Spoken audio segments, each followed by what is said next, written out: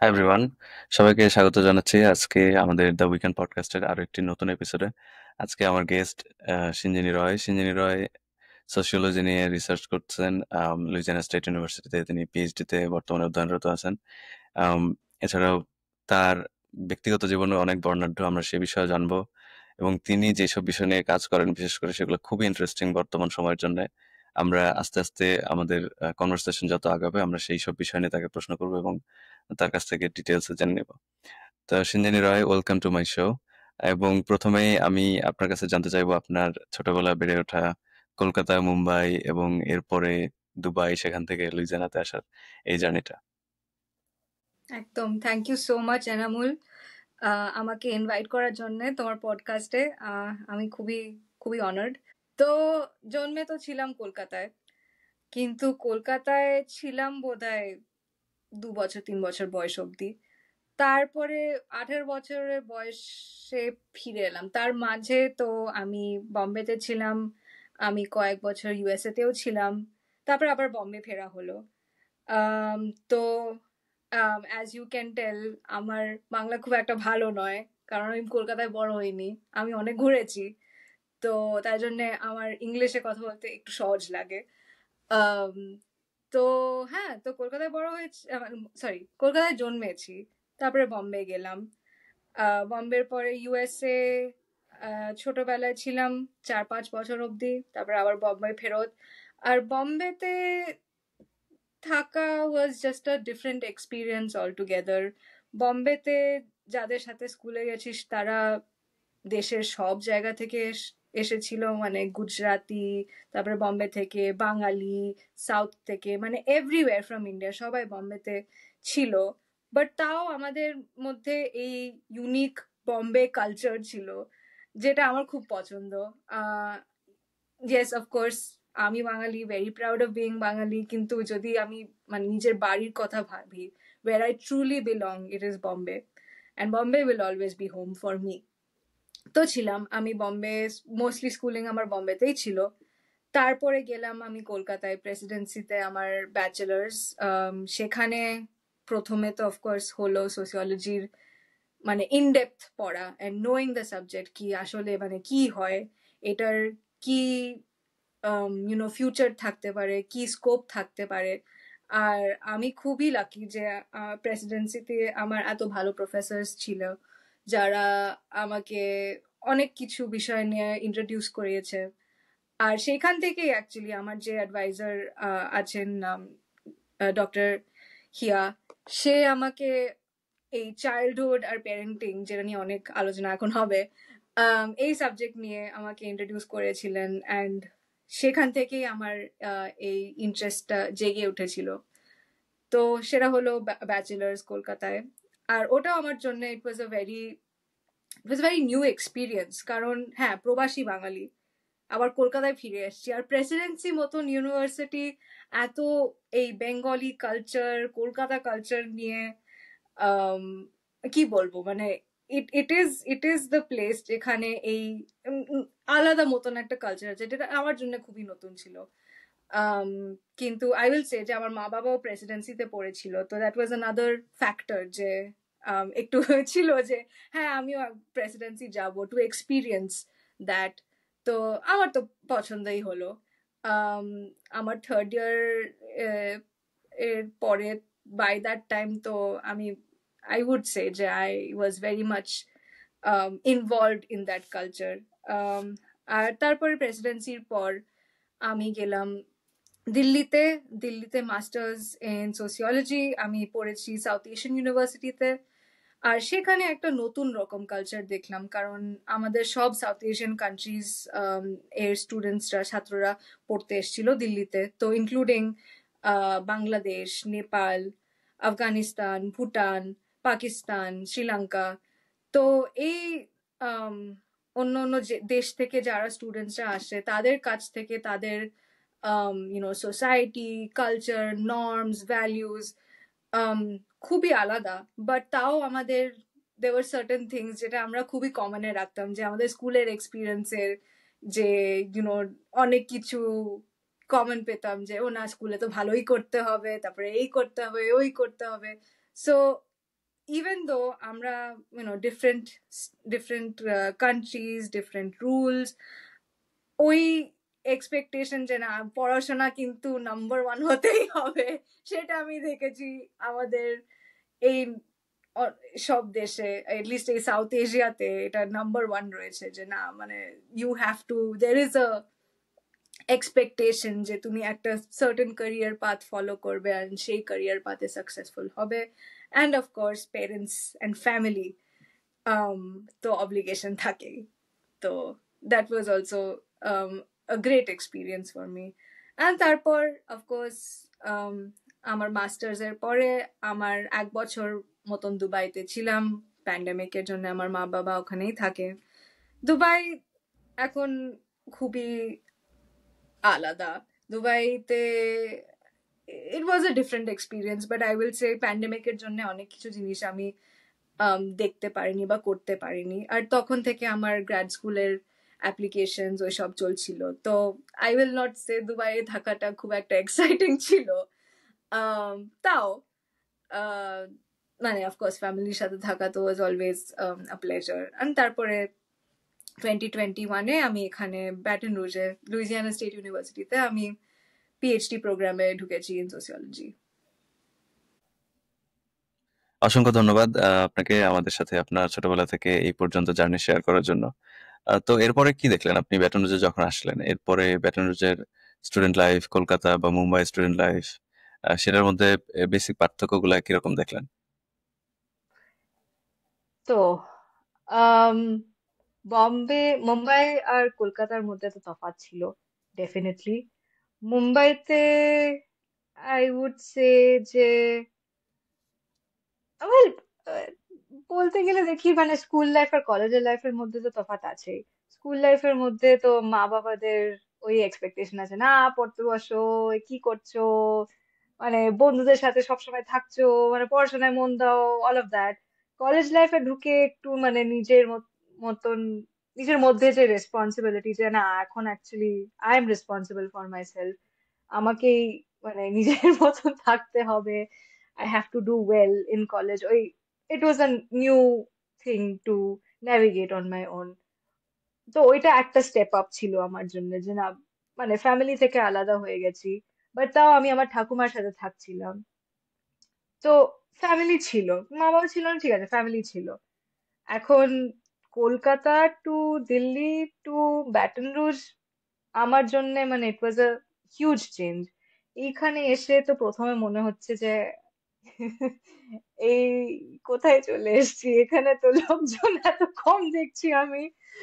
আম, মানে বম্বের মতন এত নয়েজি, ক্রাউডেড, পলিউটেড জায়গা, এত ভাইব্রেন্ট মতন জায়গা, এখানে এসে ব্যাটন রুজে ওটা একটু মিসিং লাগলো আমার। বাট নট আনটিল অফকোর্স আমাদের ফুটবলের গেম ডে যে দেখেছি আমি, যে আওয়াজ করে লোকজন, that is a whole different culture. তো তখন আমার একটু মনে হলো যে আচ্ছা না ঠিক আছে, there is it is lively, it can get lively.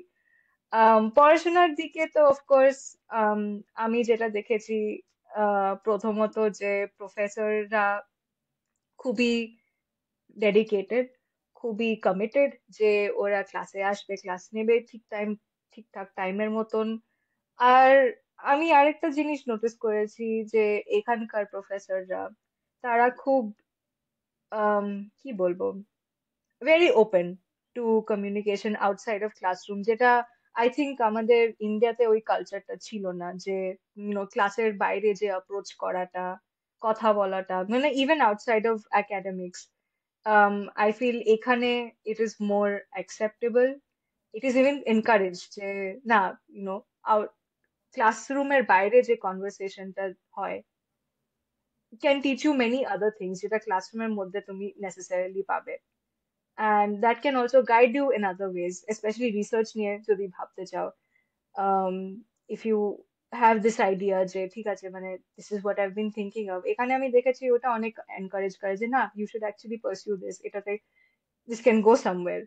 um, and I really appreciate that, not to say that of course when the presidency তে it was a little different, আমাদের রিসার্চ যে কালচারটা বলি in academia ইন্ডিয়াতে I have yet to see develop, but I'm hoping যে in the next let's say couple of years এই চেঞ্জটা চলে আসে because it is very exciting and if there's always new ideas, new conversations happening academia which I see American academia is very encouraged.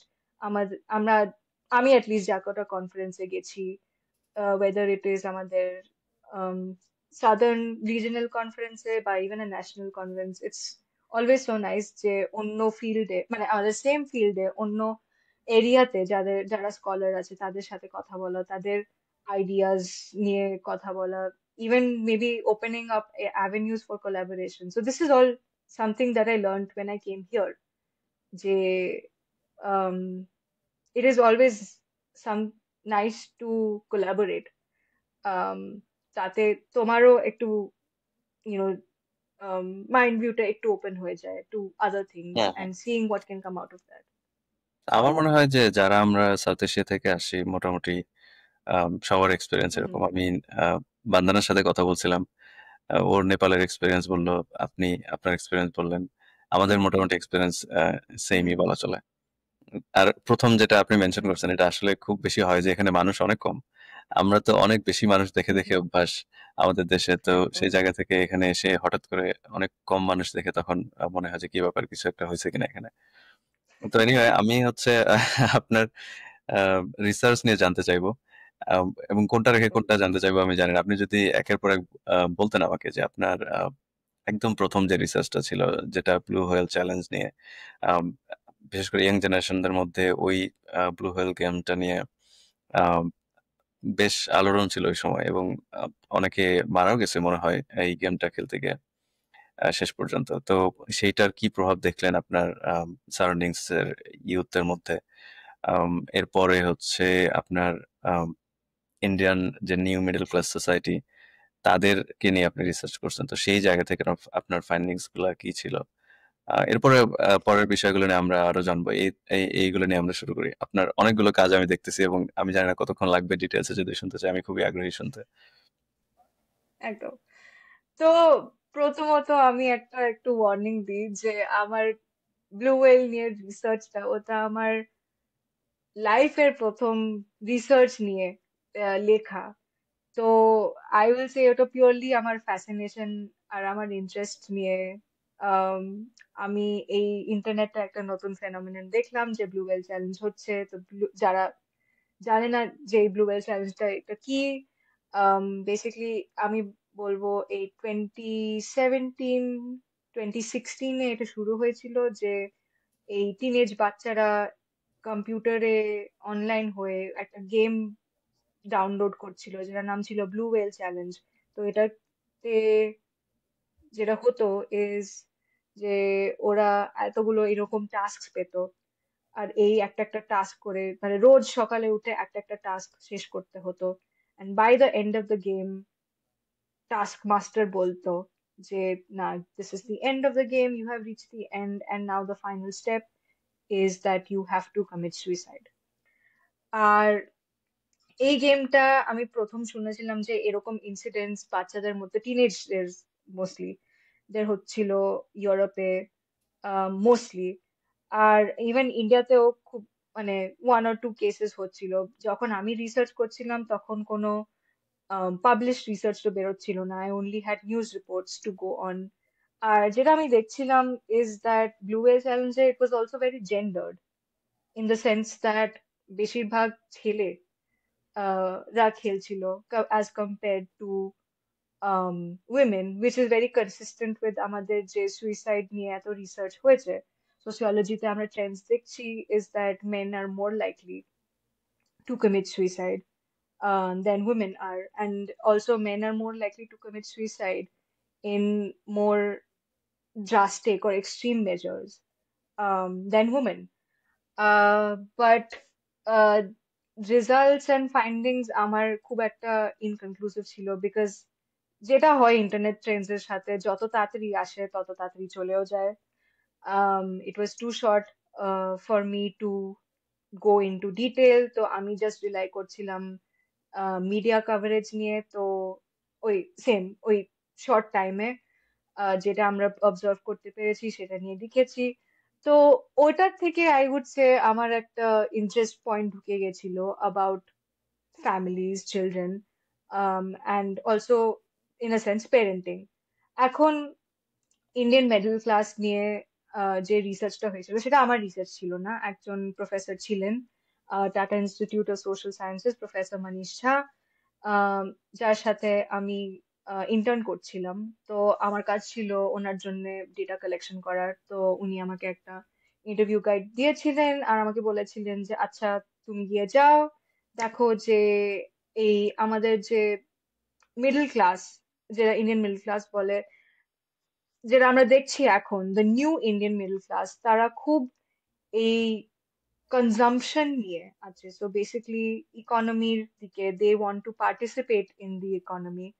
তো সে areas like এরকম মলে যাওয়া বা রেস্টুরেন্টে গিয়ে ডিনার করা বা মুভি থিয়েটার্স যাওয়া, এরকম forms of entertainment, but also this forms of entertainment have a certain element of consumption, of spending money attached to them. তো আমাকে এরকম বলেছিলেন যে ঠিক আছে, গো টু আ মল আর find someone who is willing to talk to you about the Indian middle class. তো এটাই আমার অ্যাপ্রোচ ছিল যে ঠিক আছে এরকম এরকম স্পেসেসে যাওয়া and তাদের সাথে কথা বলা। তো যেটা আমি দেখেছি is that Indian middle class, or the new Indian middle class rather, এই ক্যাটাগরিটা একটু ডিফিকাল্ট টু ডিফাইন। কারণ যারা সত্যি লাইক ইকোনমিক্যালি মিডল ক্লাস, তারা কিন্তু নিজেদেরকে মিডল ক্লাস ভাববে না। যারা হচ্ছে একদম সে আপার বা ইউনো একদম আপার ক্লাস বা ইভেন লোয়ার, তারা কিন্তু নিজেদেরকে ভাবে যে না আমরা কিন্তু মিডল ক্লাসে বিলং করি, আমাদের খুব মিডল ক্লাস সেন্টিমেন্টস আছে। So there is this expectation যে না আমাদেরকে খুব হাম্বল থাকতে হবে, আমরা খুব হার্ড ওয়ার্কিং, আমরা আমরা যে চাকরি করি বা পড়াশোনা করি এটাতে খুব অনেস্ট আছি, আর এই অনেস্টি দিয়ে আমরা নিজেদের লাইফ স্পেন্ড করি। আমরা আমাদের বাচ্চাদের জন্য ভালো স্কুলে পাঠাতে চাই, and that is basically the aspirations. এই অ্যাসপিরেশনাল ক্লাস যেটাকে বলে ইজ দ্য মিডল ক্লাস, যেটা সে আমাদের ইন্ডিপেন্ডেন্সের সময় um, একটু আলাদা ছিল। It was the learned class বা দ্য এডুকেটেড ক্লাস। তো রাইটার্স যারা সিভিল সার্ভিসে থাকতো, পোয়েটস, অল অফ দিস।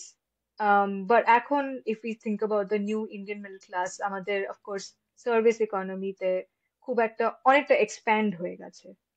তো থিঙ্কিং অ্যাবাউট এটার ফিউচার কিভাবে হয়, will it gate bigger, um, আমাদের ডেফিনেশনস কি, will it change over time?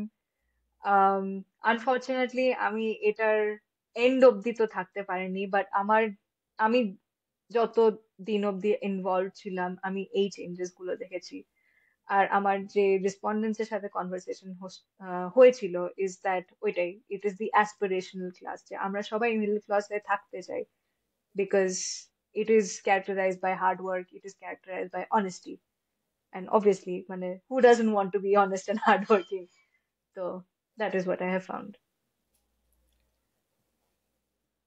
তো আপনি এই গবেষণা শেষ করলেন বা শেষ পর্যন্ত থাকতে পারলেন না, এরপরে আপনার যেই গবেষণার বিষয়গুলো আমরা আম, জেনেছি সেগুলোর মধ্যে আপনি বিশেষ করে খুব ইন্টারেস্টিং আমার কাছে যেটি মনে হয়েছে যে আপনি প্রবাসে যে ভারতীয়রা আছে তাদের মধ্যে অ্যারেঞ্জ ম্যারেজ নিয়ে আপনি কাজ করেছেন। যে আমি বলতেছি না যে আপনি বিয়ে করিয়ে দিয়েছেন বা তাদের এর মধ্যে এই ট্রেন্ড করেছেন যে যে তারা তারা তাদের মধ্যে এই প্রবণতাটা কিরকম যে তারা দেশের বাইরে এসেও ইন্ডিয়ার বাইরে এসেও তারা ওই প্রথাটা মেনে চলতেছে কিনা বা চললে সেটা কিরকম হুম। সেটা নিয়ে কাজ করছেন। এরপরে ওকে, আমরা আগে এটা নিয়ে শুনি, তারপরে বিষয় নিয়ে আমি একটু ডিটেইলে আপনার কাছে শুনবো। এটা নিয়ে আগে শুনে নিই। একদম, অফকোর্স। তো আমার যে এই রিসার্চটা আসলে ইট ওয়াজ বেসড অন একটা শো যেটা আমি দেখেছিলাম, ইন্ডিয়ান ম্যাচ মেকিং। আমি জানি না তুমি যদি ফ্যামিলিয়ার আছো এই শোটাকে নিয়ে। এটা আমি বাট আমার দেখা হয় নাই মনে হয়। ও, তো হ্যাঁ সেটাই, মানে এটা একটা রিয়ালিটি শো যেটা নেটফ্লিক্সে এর করেছিল আই থিঙ্ক 2020-তে প্রথম। তো সেখানে এই সেম প্রবাসী ইন্ডিয়ানদের মধ্যে আম, এই অ্যারেঞ্জ ম্যারেজ নিয়ে আম, একটা সিরিজ হয়েছে। তো তার মধ্যে একজন যে ম্যাচ মেকার বা ঘটক যাদেরকে বলি ইন্ডিয়াতে, হুম, হুম। আম, আমাদের বাংলাদেশেও ঘটক বলি আমরা। এক- হ্যাঁ একদম। তো তাকে একটা সেন্ট্রাল ফিগারে রেখেছে, আর তার কাছে গিয়ে এই ফ্যামিলিজরা অ্যাপ্রোচ করে, বলে যে না আমাদের এরকম এরকম ক্রাইটেরিয়া চাই, আম, আর আমরা আপনাকে তো খুব ট্রাস্ট করি, তো তাই জন্যে আমরা আশা করছি যে আমাদের এই ক্রাইটেরিয়ার মধ্যে একজন ভালো ছেলে বা ভালো মেয়েকে পাবো, অ্যান্ড তারা আমাদের ফ্যামিলির মধ্যে বা ফ্যামিলির ভ্যালিউজ এর সাথে মিশবে। আম, তো যেটা আমি দেখেছি এই ইন্ডিয়ান ম্যাচ মেকিং এর শোতে, আমার রিসার্চ যেটা I really wanted to focus on was how this is represented, বা how we like Indians are represented in media. And of course এটা একটা নেটফ্লিক্স শো, তো মানে এভরিবডি অ্যারাউন্ড দ্য ওয়ার্ল্ড এটা দেখছে এই নেটফ্লিক্স শোটাতে। তো কিরকম রেপ্রেজেন্টেশন হচ্ছে about say even Indians living or diaspora Indians যারা ইন্ডিয়ার বাইরে থাকে, তাদেরকে নিয়ে কি আইডিয়াস, কিরকম রেপ্রেজেন্টেশন, কিরকম ইমেজ পোর্ট্রে হয়। তো যেটা আমি দেখছি বা মানে এই আমার কন্টেন্ট অ্যানালিসিসে দেখেছি ইজ দ্যাট অ্যারেঞ্জ ম্যারেজ ইন্ডিয়াতে বা আমাদের এই নতুন জেনারেশনের মধ্যে আমরা ভাবি যে না মানে অ্যারেঞ্জ ম্যারেজ খুব একটা ট্রেন্ড নয়, বেশিরভাগ love marriage is the trend now, আমাদের অনেক ফ্রিডম আছে। বাট আমি যেটা দেখছি among especially diaspora Indians, you would think যে মানে ইউএসএ তে বা ইউকে তে থেকে আমাদের অনেক ফ্রিডম আছে, যে আমাদের এই কালচারটা আছে যে আমরা গিয়ে we go on dates বা courtship and we are encouraged to find partners on our own. But arrange marriage এরকম একটা ফেনোমেনন যেটা দিয়ে we stay connected, at least diaspora stays connected to culture back at home. তো এটা এরকম একটা জিনিস যেটাতে পেরেন্টস বা মা বাবা বাচ্চারা ক্যান কানেক্ট, যে আচ্ছা আমাদের এই শেয়ার্ড ভ্যালিউস গুলো আছে, আমরা এই শেয়ার্ড ভ্যালিউস গুলো রেসপেক্ট করি, আর আমরা এই শেয়ার্ড ভ্যালিউস গুলো রাখতে চাই within the family, and we want to find someone who also has the same values, which is very important to us. It is a way যাতে আমরা আমাদের ইন্ডিয়াননেস কে মানে এরকম স্ট্রং রাখতে পারি in this very foreign land, in this different kind of culture. So this is basically a gist যেটা আমি বললাম তো আপনি of কি দেখলেন এখন Indian পরিবর্তনটা matchmaking and আসলে arranged কেমন? যে marriage. এখনো কি, যদি আমরা পার্সেন্টেজের হিসাবে বলি, এখনো কি বেশিরভাগ ক্ষেত্রেই অ্যারেঞ্জ ম্যারেজ হচ্ছে নাকি লাভ ম্যারেজ বা ডেট করে তারপরে দুজন দুজন কে পছন্দ করে বিয়ে করতেছে সেরকম দেখতেছেন তো বেশি? আমেরিকাতে আমি বলতে পারবো না কিরম, কারণ আমার কাছে ওই ডেটাটা নেই। কিন্তু আই উড সে ইন্ডিয়াতে um uh, if I were to speak in percentage, I would say যে at least up until 2010 অব্দি তো 60% of marriages were arranged. তো ওই ট্রেন্ডটা এখনো আছে, আপনার যে রিসার্চের বিষয় বিকজ ছিল, অফ কোর্স। আপনার প্রবাসী ইন্ডিয়ানদের মধ্যে অ্যারেঞ্জ ম্যারেজের প্রবণতাটা কেমন, সেই রিসার্চ থেকে আপনি কি পেলেন? ও, সেটা অফকোর্স আমি বলতে পারছি না, কারণ again আমার স্যাম্পল খুব একটা বড় নয়, so I can't tell. But I would say যে ইটস মিক্সড, যে অফকোর্স আমরা প্রবাসীরা যা কালচারে বড় হচ্ছে সেটার মধ্যে তো ডেটিং এখন আই উড সে একটু নর্মালাইজ হয়ে যাচ্ছে। তাও স্পিকিং টু লার্জার ট্রেন্ডস যেটা আমেরিকাতে দেখছি, অফ ম্যারেজ অফ ডেটিং, আমরা বেশিরভাগ আমাদের কমিউনিটিজ এর মধ্যেই ডেট করি, people who look like us, people who talk like আস। তো বেসিক্যালি সাউথ এশিয়ানস আর সাউথ এশিয়ানস দের সাথেই বিয়ে বা ডেটিং বা এরকম হয়। তো আই উড সে ওইটাই একটা ট্রেন্ড, যে হ্যাঁ ইভেন দো আমরা আরেকটু ওপেন হয়ে গেছি about dating, ultimately as the larger society sees it, if we see the larger society, আমরা নিজেদের কমিউনিটিজ এর মধ্যেই থাকি, খুব একটা ইন্টার রেশিয়াল ডেটিং বা ইন্টার রেশিয়াল ম্যারেজেস এখনো একটু মাইনরিটির দিকে যাচ্ছে, majority কিন্তু নিজেদের রেস বা নিজেদের কমিউনিটির মধ্যেই থাকি আমরা। and that is why arranged marriage একটা popular option হয়ে যাচ্ছে, especially among say এই late 20s early 30s 40s দের মধ্যে। ওকে, আমরা যেই গুরুত্বপূর্ণ বিষয়টা নিয়ে আলোচনা করতে চাচ্ছিলাম শুরু থেকেই, আম সেটি নিয়ে হুম কথা বলবো। এবং আপনার কাছে খুবই ডিটেইলে আমি জানতে চাই এই বিষয়টা নিয়ে। আম এবং আমার ব্যক্তিগত আগ্রহের জায়গা থেকেও আসলে। আম যে বর্তমান সময়ে আমরা দেখতে পাচ্ছি যে প্যারেন্টিং এ আর অনেক ধরনের চেঞ্জেস আসতেছে, যে প্যারেন্টসরা কিভাবে তার বাচ্চাদের সাথে বিহেভ করবে, বা তাদেরকে হুম নার্চার করবে কিভাবে, সেই জায়গা থেকে চেঞ্জেস আসতেছে। যদি হুম আমরা ইউএস এর কালচারের কথা বলি, তো তাহলে তো আমাদের কালচারের তুলনায় অনেক বেশি পরিবর্তন আমরা দেখতে পাই এই জায়গাগুলোতে। একদম। কিন্তু সেই হুম পরিবর্তনের হাওয়া তো আমাদের রিজিয়নেও আমরা দেখতে পাই কিছু, কিছু ক্ষেত্রে। যদিও খুবই কম। তো যখন হুম আপনি ইন্ডিয়ান প্যারেন্টিং নিয়ে কাজ করলেন, সেই জায়গাতে আপনি হুম কি হুম। দেখতে পেলেন? কি ধরনের সমস্যা, কি ধরনের সম্ভাবনা বা কি ধরনের পরিবর্তন আপনার চোখে পড়ল? তো ইন্ডিয়ান প্যারেন্টিং আমি যতদূর কাজ করেছি বা দেখেছি, আহ আমি যেটা দেখেছি I would say again limited to আমার আরবান ইন্ডিয়া।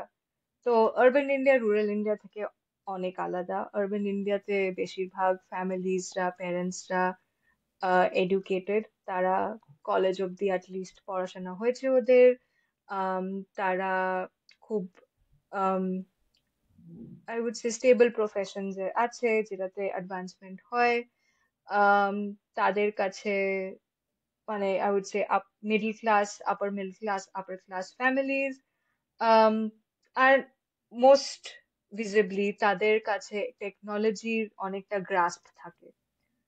তো আমি মাস্টার্সে যেটা রিসার্চ করেছিলাম সেটা ছিল প্যারেন্টিং নিয়ে, and about parenting blogs online. আর এটা প্যান্ডেমিকের সময় আমি অনেকটা দেখেছি, কারণ অবভিয়াসলি প্যান্ডেমিকের সময় তো সবাই আলাদা আলাদা হয়ে গেছিল। গ্র্যান্ড প্যারেন্টসরা অন্য কোথাও একটা সিটিতে আছে, প্যারেন্টসরা আর একটা সিটিতে আছে, স্কুল বন্ধ হয়ে গেছে, অন্য প্যারেন্টস বা অন্য ফ্যামিলিজ এর সাথে কন্ট্যাক্ট অনেকটা কমে গেছে। তো এই এনভায়রনমেন্ট আর এই সিচুয়েশনের মধ্যে ইন্টারনেট খুবই পপুলার হয়ে গেছিল। This was a way for other families to connect to each other. আর এইখানে আমি যে কনজাম্পশন কথা নিয়ে কথা বলছিলাম, এই টার্মটা যেটা আমি মিডল ক্লাসে অনেকটা দেখেছি, সেটা আবার আমি অনলাইনও দেখছিলাম। যে আচ্ছা, when it comes to good parenting, যেটা আমরা গুড প্যারেন্টিং ভাবি বা গুড প্যারেন্টিং নিয়ে অ্যাসপায়ার করতে চাই, what is the best way? তো it is not just এরকম practices বা um, advice যে আচ্ছা বেবিসদেরকে এইভাবে I don't know, খাওয়ার স্কেডিউল এভাবে করতে হয় বা স্লিপিং স্কেডিউল এভাবে করতে হয়। ইট ইজ অলসো তোমার কাছে কি গ্যাজেটটা আছে, what is the best stroller, what is the best school, এই এরকম এই কনজাম্পটিভ প্র্যাকটিসেস গুলো আম, অনেকটা এসে গেছে অ্যাটলিস্ট এই urban upper middle class parenting এ, যেটা আমি ইন্ডিয়াতে দেখছিলাম। আর এটা খুব কনসিস্টেন্ট, যেটা দেখেছি আমার ফ্যামিলি রিসার্চের মধ্যে, there is always this divide between the people who can afford and the people who cannot afford. আর এই ডিভাইডটা সবচেয়ে অ্যাপারেন্ট অলসো স্কুলের মধ্যে হয়, যখন বাচ্চারা প্রথমে স্কুলে যায়। যাদের কাছে এই অ্যাক্সেস ছিল এই এতগুলো রিসোর্সেস ছোটবেলা থেকে, যে আচ্ছা আমরা এই গুলো নার্চার করব এই গ্যাজেটের সাথে বা এই ইনফরমেশনের সাথে, তাদের একটা অ্যাডভান্টেজ থাকে যখন ওরা স্কুল অব্দি পৌঁছে যায়, প্রথমে স্কুলে যাচ্ছে, যে আচ্ছা না, আমি জানি টিচারের সাথে কিভাবে কথা বলতে হয়। আমার ওই হেজিটেশন থাকবে না যে আমি যদি কিছু বুঝছি না তাহলে আমি হাত বাড়াবো আর আমি জিজ্ঞেস করবো যে আচ্ছা না আমি বুঝতে পারছি না। যেটা সে যারা একটু লোয়ার ক্লাস বা যাদের মা বাবারা আছে কলেজে যায়নি, যাদের ওই স্কিলস গুলো নেই, তারা খুব একটা ওদের ইনফরমেশনটা থাকবে না যে না আমি স্কুলে গিয়ে এইভাবে কথা বলতে হয়, টিচার্সদের সাথে এইভাবে কথা বলতে হয়। তো একটা জিনিস যেটা সোশিয়োলজিতে আমরা খুব কথা বলি ইজ দ্য হিডেন কারিকুলাম, যেটা স্কুলে নেসেসারিলি তোমাকে শেখায় না, যেটা ক্লাসরুমের you are not taught this skills, but rather এগুলো ইন্টারপার্সোনাল স্কিলস, যেটা মোর অফ পিপল কানেকশনস বা সোশ্যাল কানেকশনস, যেটা এস্টাবলিশ হয়, যেটা ট্রেনিং কিন্তু মা বাবারা দেয়, and that only happens if the parents have also been privy to this kind of information. So there's this reproduction of this divide between যাদের কাছে এই অ্যাক্সেস ছিল of this information আর যাদের কাছে নেই। বাহ! আমার এইভাবে চিন্তা করার কখনো হয় নাই যে আসলে কনজাম্পশনের উপর ভিত্তি করেও আম প্যারেন্টিংটা এইভাবে প্রভাব ফেলতে পারে। হয়তো স্বাভাবিকভাবে দেখছি চোখের সামনে, কিন্তু এভাবে চিন্তা করা হয় নাই।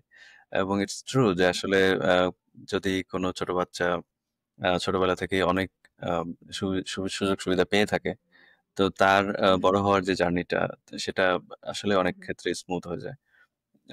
কম্পেয়ার টু তার অন্য ফ্রেন্ড যার হয়তো বাবা-মা সেইরকম ভাবে এফোর্ড করতে পারে নাই বিভিন্ন সুযোগ সুবিধা। এবং এডুকেটেড ক্লাস সেটাও একটা বড় ভূমিকা রাখে এডুকেশন প্যারেন্টসদের বাচ্চা-কাচ্চার বড় হওয়ার ক্ষেত্রে। তো আপনার যদি সবগুলো রিসার্চ নিয়ে বলি, আরেকটা আমি খুব ইন্টারেস্টিং রিসার্চ, বা আপনি LSE তে এসে মনে হয় ওখানে জয়েন করছেন আপনার অ্যান্টি সুইসাইড কোনো একটা প্রোগ্রামে আপনি সম্ভবত কাজ করছেন। তো সেটি নিয়ে জানবো। বাট তার আগে আমার প্রশ্নটা হচ্ছে, আপনি বলছিলেন যে আপনি যখন কলকাতায় আবার ব্যাক করলেন পড়াশোনার জন্য, তখন আপনার মধ্যে এই ফ্যামিলি নিয়ে রিসার্চ করার ব্যাপারটা, আগ্রহটা জন্মায় বেসিক্যালি। আম তো সেই জায়গা থেকে আপনার ফ্যামিলি কেন্দ্রিক এই রিসার্চ গুলা থেকে যদি বলি যে বর্তমানে ফ্যামিলির সংকটের জায়গা কি? এবং সেখান থেকে অ্যাজ এ ফ্যামিলি আমরা তো, যদি সাউথ এশিয়ান কালচারের কথা অ্যাজ এ হোল চিন্তা করি, আমরা তো ওয়েস্টের মতো না যে আমরা ইন্ডিভিজুয়ালি বড় হয়ে যাচ্ছি, বা বড় হওয়ার পরে একটা সময় পরে ফ্যামিলির সাথে আর যোগাযোগ থাকতেছে না, এরকম তো হয় না আমাদের। আমরা তো প্যারেন্টসদের সাথে থাকারই চিন্তা করি। তো সেই চিন্তার জায়গাতে বা বা অন্য কোনো ক্ষেত্রে কি ধরনের সংকট বর্তমানে তৈরি হচ্ছে পরিবারগুলোতে, এবং আম সেইগুলা সংকট সমাধানে পরিবারগুলো কিভাবে রিঅ্যাক্ট করতেছে সেই প্রবলেমগুলোতে? আপনার কাছে কি মনে হয়? তো আমি যেটা, আমার এটা পার্সোনাল ফিলিং বা এটা আমার পার্সোনাল প্রিন্সিপাল হচ্ছে যে ফ্যামিলি অ্যাজ আ ইউনিট অনেক জেনারেশন দিয়ে চলছে, অনেক আমাদের এরাস দিয়ে চলছে। এই ফ্যামিলি ফ্যামিলি অ্যাটলিস্ট ইন্ডিয়ান লাইফে খুবই সেন্ট্রাল রয়েছে। আমাদের হিন্দু কালচারে তো বলতেই পারি যে family has been one of the most important institutions ইন্ডিয়াতে। Keeping that in mind, of course অনেক চেঞ্জেস হয়েছে জেনারেশনের পর জেনারেশন ইকোনমির সাথে, যেটা আমার গ্র্যান্ড প্যারেন্টসরা দেখেছে, উইথ রেসপেক্ট টু ইন্ডিপেন্ডেন্স। আমার ঠাকুমা তো আলাদা ছিল আহ, তার ফ্যামিলি থেকে, মামার সাথে বড় হয়েছে, সেও বাংলাদেশে। তারপরে ইন্ডিপেন্ডেন্সের পরে সে চলে এসেছিলেন কলকাতায়। তো আম, তখন থেকে এখন আমি এখানে খুবই আলাদা কনসেপশন অফ ফ্যামিলি। আমিও আমার ফ্যামিলি থেকে দূর আছি, but that has a completely different meaning. আমি নিজের চয়েস নিয়ে আমি এখানে পড়তে এসেছি। আম, আর ওই যেটা তুমি এই ওয়ার্ডটা ইউজ করলে, অব্লিগেশন অফ ফ্যামিলি, সেটা আই ফিল ইন্ডিয়ান কালচারে থাকবে for some time. In fact I don't know if you know, আমাদের ইনফ্যাক্ট লতেও লেখা আছে যে ইন্ডিয়ান অ্যাডাল্টস দের এই অব্লিগেশনটা আছে to support their parents in their old age, whether that is financial, whether that is emotional, social, ওই অব্লিগেশনটা আছে। আর যদি এই অব্লিগেশনটা ফুলফিল না হয়, it can be contested in court. তো taking something as personal as family and also combining laws makes this institution very, very important in our culture. তো আমার যা বক্তব্য ফ্যামিলি নিয়ে ইজ দ্যাট এটা এত স্ট্রং একটা ইনস্টিটিউশন যে এটার আলাদা আলাদা ফর্মস হতে পারে, আমরা ওপেন হতে পারি অ্যাবাউট সার্টেন থিংস, আমরা অনেকগুলো চেঞ্জেস দেখতে পারি। আহ আমাদের ডেফিনেশন অফ ফ্যামিলি চেঞ্জ হতে পারে, but at the end of the day ওই ইনস্টিটিউশনটা থাকবে। It is not something that is going to go away. It is something মানে যেটা আমাদের identity, even as an individual, আমাদের ফ্যামিলির ওপরে রেস্ট করে। আমাদের সারনেমস are always attach to family. আমরা যদি কোনো স্কুলে অ্যাডমিশন নিই, আমাদের মা বাবার নাম থাকবে। এনিওয়ার উই গো, পাসপোর্টে মা বাবার নাম থাকবে। So it is always within us, whether it is personal, whether it is social, political, সব জায়গায় কোনো না কোনো এলিমেন্ট অফ ফ্যামিলি থাকবে। এটাকে পজিটিভ মানতে পারো, if that is your Outlook, negative মানতে পারো, that is not up to me. As a sociologist আমি ট্রাই করি যে আমি নিউট্রাল এম্পেরিক্যাল কথা নিয়ে কথা বলি। তো um, all I can say is that as an institution, family সবসময় থাকে। ওটার ফর্ম চেঞ্জ হতে পারে, but it will always be there. Whether it is মানে আমেরিকান কালচার হোক বা ইন্ডিয়ান কালচার হোক, আমি অ্যাটলিস্ট এই সিমিলারিটিটা দেখি যে it is still a very important part of one's identity. আমারও তাই মনে হয়, বাট অনেক জায়গায় আমি এরকম শুনি যে ফ্যামিলি অ্যাজ এন ইনস্টিটিউশন এটার ভবিষ্যৎ হয়তো বা খুব বেশি দিন আর এরকম নাও থাকতে পারে। বাট আমার হুম, স্টিল মনে হয় যেটা এটা মেবি, এটা হয়তো চেঞ্জেস আসবে ফর্মসে, বাট হয়তো হ্যাঁ, থাকবে। অফকোর্স। মানে আমাদের এখন, আমি লাস্ট সেমেস্টার আমি একটা কোর্স পড়িয়েছিলাম ইনফ্যাক্ট এটা নিয়ে, ম্যারেজ অ্যান্ড ফ্যামিলি। তো তাতে আমরা আমার স্টুডেন্টস এর সাথে এই ডিসকাশনটা হচ্ছিল যে মানে how important is family to you. তুমি যদি নিজেকে ইন্ডিভিজুয়াল ভাবে দেখো, তো তুমি কি when you're introducing yourself to someone, সে সে প্রথমবার তুমি কার সাথে এরকম মিট করছো, তো তুমি কি মানে নিজের ব্যাপারে তো কথাই বলতে পারো। will you mention your family, is that important to you? Specially সে যদি রোমান্টিক এরকম একটা এনভায়রনমেন্টে থাকো, যা সে তুমি নতুন কাউকে এরকম প্রথমবার মিট করছো, তো তাদেরকে তুমি কি বলবে যে আচ্ছা না, আমার ফ্যামিলিতে এরকম এক্সপেকটেশন থাকে, ওরকম এক্সপেকটেশন থাকে। তো যেটা আমি দেখলাম, মানে আমি এরকম একটা ওপেন কোয়েশ্চেন দিলাম আমার স্টুডেন্টসদেরকে, তো আমি খুব একটা মিক্সড রেসপন্স পেলাম। দেয়ার সাম স্টুডেন্টস যারা বললো যে না, অফকোর্স ফ্যামিলি তো আমাদের খুবই ইম্পর্টেন্ট থাকে।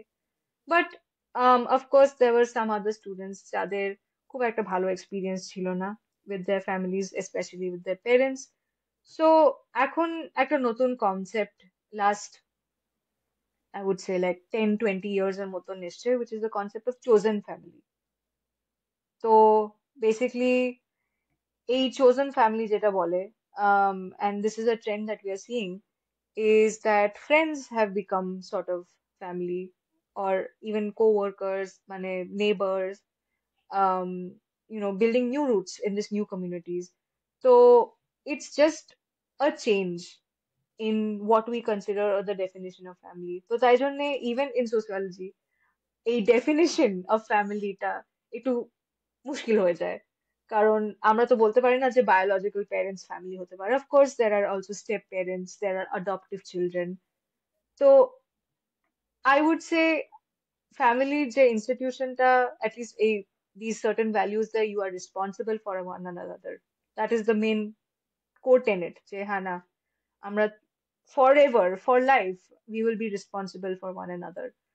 um যেটা, it can be your biological parents, it can be your adoptive parents, it can be your friends, it can be your neighbors, um is what I have observed, যে হ্যাঁ, it can change, but এই core values গুলো, they will not, at least I don't see যে এগুলো so change হবে। Essentially আপনি বলতে চাচ্ছেন যে আমাদের অ্যাটাচমেন্ট হতে হবে হবে হয়তো বা ভ্যালুজ এর মাধ্যমে, নট নেসেসারিলি সবসময় ব্লাড লাইনের মাধ্যমেই হতে হবে, বাট না, দেয়ার আর yeah. সার্টেন ভ্যালুজ যেগুলোর মাধ্যমে হয়তো বা ইন ফিউচারে ফ্যামিলি ডিফাইন হতে পারে আর কি।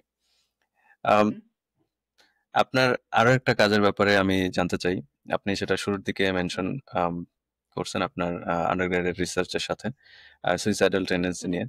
তো আপনি এখানে জিরো সুইসাইড ইনিশিয়েটিভ এখানে কাজ করেছেন, তো সেখানকার অভিজ্ঞতা সেই প্রজেক্টের থেকে অ্যাজ এ রিসার্চার সবকিছুই আসলে অবজার্ভ করা হয়ে যায়, যে কি ধরনের ট্রেন্ড এখানে আছে বা কিরকম কি। তো ওখানে কাজ করার সুবাদে বা বিং এ সোশিওলজি রিসার্চার, সেই জায়গা থেকে আপনার কি ধরনের অবজারভেশন ওই জায়গায় ছিল?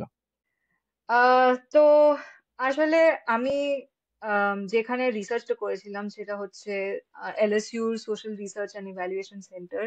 সেখানে আমরা লুইজিয়ানা স্টেট এর যা গ্রান্টস গুলো পেতাম, আহ, এই প্রোগ্রামস নিয়ে কাজ করতাম। সো অনেক কিছু ছিল। আহ, একটা ছিল হচ্ছে এডুকেশন নিয়ে, আরেকটা ছিল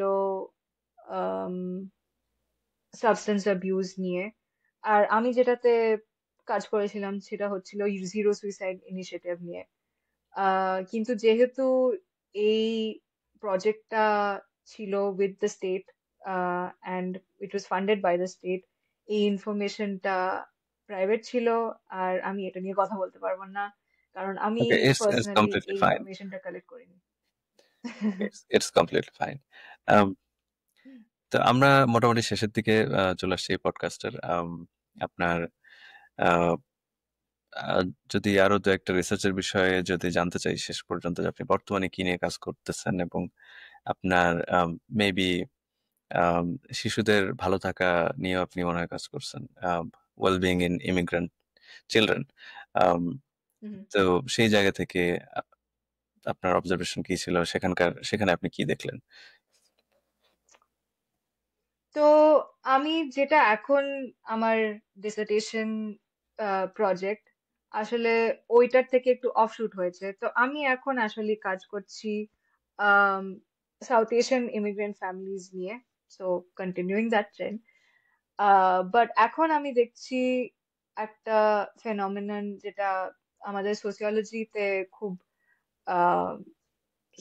রিসার্চ, খুব স্টাডিড হয়, যেটা হচ্ছে সোশ্যাল ক্যাপিটাল। এখন সোশ্যাল ক্যাপিটাল যেটাকে বলা হয় হচ্ছে যাদের, মানে তোমার যে কানেকশনস বা তুমি যাকে চেনো তার আর তোমার সার্কেল যতটা বড় হয়, যতটা মিনিংফুল কানেকশন থাকে তোমার সোশ্যালের মধ্যে, তাদের তার তার ইম্প্যাক্ট কতটা হয় on your economic success, on your social success, on your any kind of success. আর এই মিনিংফুল কানেকশনস গুলো তোমাকে কতটা অ্যাডভান্স করে সোসাইটির মধ্যে, অর মানে সে কমিউনিটির মধ্যে। তো আমি যেটা দেখতে চাই হচ্ছে আমাদের সাউথ এশিয়ান ইমিগ্রেন্ট ফ্যামিলিজ এর মধ্যে তারা কি এই নিজের কমিউনিটির মধ্যে খুব ভালো সোশ্যাল ক্যাপিটাল পায়, তারা কিভাবে নিজেদের অ্যাডভান্স করতে চায়, তারা কি নিজেদের কমিউনিটির মধ্যে অ্যাডভান্স করতে চায়, বা লার্জার যে সে আমেরিকান কনটেক্সটের মধ্যে অ্যাডভান্স করতে চায়, even outside of the community, কিরকম গোলস বা কিরকম অ্যাসপিরেশনস থাকে এই ইমিগ্রেন্ট ফ্যামিলিজ এর মধ্যে। What is the end goal, what do you define as success, and তাদের বাচ্চারা যদি যদি ওদের গোলস, এইমস, অ্যাসপিরেশনস তাদের মা বাবার থেকে আলাদা হয় কিনা। এখন অফকোর্স আমি আমার ডেটা কালেকশনের মিডল অফ স্টেজে আছি। তো এখন I cannot tell on a broader scale কি দেখছি, বাট যেটা আমি বলতে পারি ইজ দ্যাট আমাদের এই যে এরকম জেনারেশন যেটা হয় ইমিগ্রেন্টসদের, অ্যাটলিস্ট আমেরিকাতে আমাদের ফার্স্ট জেনারেশন হচ্ছে যারা 1965 থেকে এসছে, because of this new immigrant act. তো সে 1965 থেকে 1990s মতন, তারপরে সেকেন্ড জেনারেশন, তাদের বাচ্চারা বোধহয় ইদার আমেরিকাতে জন্মেছে বা তারা এই 1990s এ ভেবে এসছে, with economy opening up in India, with liberalisation happening, তো আরো অপরচুনিটিস হয়েছে। অ্যান্ড আস্তে আস্তে করে অফকোর্স থার্ড জেনারেশন ও হচ্ছে। তো এই জেনারেশনস এর মধ্যে কতটা ডিফারেন্স, কতটা সিমিলারিটি কি অবজার্ভ করতে পারছি, কানেকশনস গুলো কমে যাচ্ছে, সেম হচ্ছে বা বেড়ে যাচ্ছে, is what I really want to see. So that is, we shall see. এক বছরের মধ্যে আমার প্ল্যান তো আছে যে আমি so far ইন্ডিয়ানসদের সাথেই বেশিরভাগ কথা হয়েছে, but I am also very interested যে আমাদের ইন্টার রিজনাল ডিফারেন্সেস, যে বাংলাদেশে কিভাবে এই অ্যাপ্রোচটা করা হয় with assimilating into American context, বা নেপালে কিভাবে হয়, পাকিস্তানে, শ্রীলঙ্কাতে, ওটা তো ডেফিনেটলি ইন্টারেস্ট আছে, and I hope to see that through. খুব ইন্টারেস্টিং। আমি শিওর যে আপনি এখানেও সাকসেসফুল হবেন এবং শেষ পর্যন্ত খুব ভালো কিছু অবজারভেশন আমরা পাবো আপনার কাছ থেকে। আম, আমরা প্রায় শেষ মুহূর্তে চলে আসছি। আপনাকে অসংখ্য ধন্যবাদ জানাতে চাই যে এত ব্যস্ততার মধ্যে আপনি সময় দিচ্ছেন আমাকে, এবং আপনি আমার প্রথম ফরেন গেস্ট। আমার পডকাস্টের থ্যাংক ইউ। পর্যন্ত যারা গেস্ট ছিল তারা সবাই বাংলাদেশি, এসেনশিয়ালি আমার আশেপাশে পরিচিত যারা, তাদের তারাই ছিল, আমি যেহেতু মাত্র শুরু করছি। তো আপনি সময় দিচ্ছেন এই জন্য আপনাকে অনেক অনেক ধন্যবাদ। শেষ শেষ ধন্যবাদ। করতে চাই আমি, শেষ করার আগে যদি আপনার কোনো স্পেশাল মেসেজ থাকে, যেহেতু আপনি পরিবার নিয়ে, প্রায় বলা চলে আপনার পুরো রিসার্চ ক্যারিয়ার আপনি পরিবার নিয়ে রিসার্চ করেছেন, তো সেই জায়গা থেকে বিশেষ করে যারা ইউএসএ তে বাইরে থেকে আসছে সেই ফ্যামিলিদের প্রতি যদি আপনার কোনো মেসেজ থাকে, এবং সাথে যদি আপনার মতো ইন্ডিয়া থেকে, বাংলাদেশ থেকে, নেপাল থেকে, পাকিস্তান, শ্রীলঙ্কা, সাউথ এশিয়া থেকে যদি কেউ রিসার্চ বা হায়ার স্টাডি পারপাসে আমেরিকা আসতে চাই, তাদের জন্য কোনো মেসেজ যদি আপনার পক্ষ থেকে থাকে। যারা অন্য দেশ থেকে আসছে, সে সাউথ এশিয়া থেকে আসছে, স্পেশালি আমেরিকাতে পড়াশোনা করার জন্য,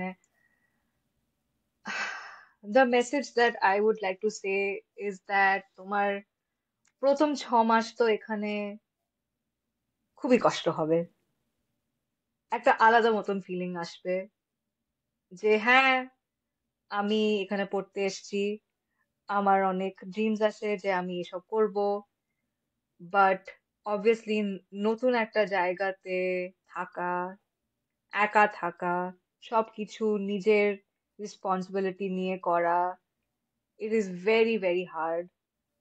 আর এই সময়, এই প্রথম 6 মাসের সময়টা is very very crucial in determining তোমার ফিউচার এখানে কিভাবে থাকবে। তো এই 6 মাসে যদি if you manage to keep your connections strong, whether ওটা বাড়িতে বা এখানে কন্ট্যাক্টে এসে বানানো, um, it is very very important. And I have to say, of course, আমাদের ইন্টারন্যাশনাল স্টুডেন্ট অ্যাসোসিয়েশন এটা নিয়ে খুবই হেল্পফুল ছিল, অলদো এটা আমি আমার ফোর্থ ইয়ার বা থার্ড ইয়ারে জয়েন করেছিলাম। It was very very nice to have all these people যাদের আলাদা আলাদা এক্সপিরিয়েন্সেস আছে, all of us united in the fact যে আমরা ফ্যামিলি থেকে দূর আছি, we want community, community আমাদের জন্য খুবই important. I am sure Enamul তুমিও রিলেট করতে পারবে এটা নিয়ে।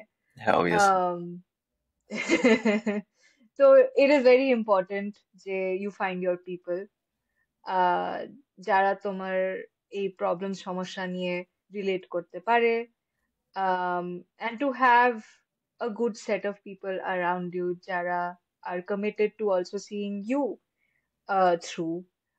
পড়াশোনা তোমার কাজ তো থাকবেই, that is what you've come here to do, but যখন of course মানে বাড়ি ফেরত এসো, it's important to have the right people around, and it may take you some time but it is completely worth it. আর family তো আছেই, so that's that. তো আমরা একদমই শেষ পর্যায়ে। আমি আমার দর্শকদের কাছ থেকে বিদায় নিতে চাই। প্রিয় দর্শক, আমাদের পডকাস্টে যদি আপনাদের ভালো লাগে থাকে তাহলে আমাদেরকে ফলো করতে ভুলবেন না, আমাদের চ্যানেলটিকে সাবস্ক্রাইব করতে ভুলবেন না। আপনাদের এই সাবস্ক্রিপশন আমাকে ইন্সপায়ার করবে আরো বেশি করে পডকাস্ট বানাতে। প্রতি উইকেন্ডে যেন আপনাদের সামনে নতুন করে নতুন নতুন এপিসোড নিয়ে হাজির হতে পারি, সেজন্য সাপোর্ট করে যাবেন। Thank you Sanjini Roy, once again আপনাকে। আপনি আপনার সাথে স্কেজুল করতে আমার অনেক সমস্যাই হয়ে গেছে আসলে। এত ব্যস্ত থাকতে হয় এখানে, বাট আপনি ধৈর্য ধরে প্রত্যেকবার রেসপন্স করেছেন, এই জন্য আমি খুবই কৃতজ্ঞ আপনার প্রতি। এবং আপনার মাধ্যমে আমি বাংলাদেশ, ইন্ডিয়া বা সাউথ এশিয়াতে যারা আপনার মতো ইউএসএ তে এসে বিভিন্ন বিষয় নিয়ে রিসার্চ করতে চায় তাদেরকে বলবো যে আপনারা আপনাদের স্বপ্ন নিয়ে এগিয়ে যান, এবং চেষ্টা করলে অবশ্যই আপনারা একদিন সিঞ্জিনী রায়ের জায়গায় নিজেকে দেখতে পাবেন। তো ধন্যবাদ সবাইকে আমাদের পডকাস্ট উপভোগ করার জন্য। ধন্যবাদ সিঞ্জিনী রায় আপনাকে। Thank you Enamul.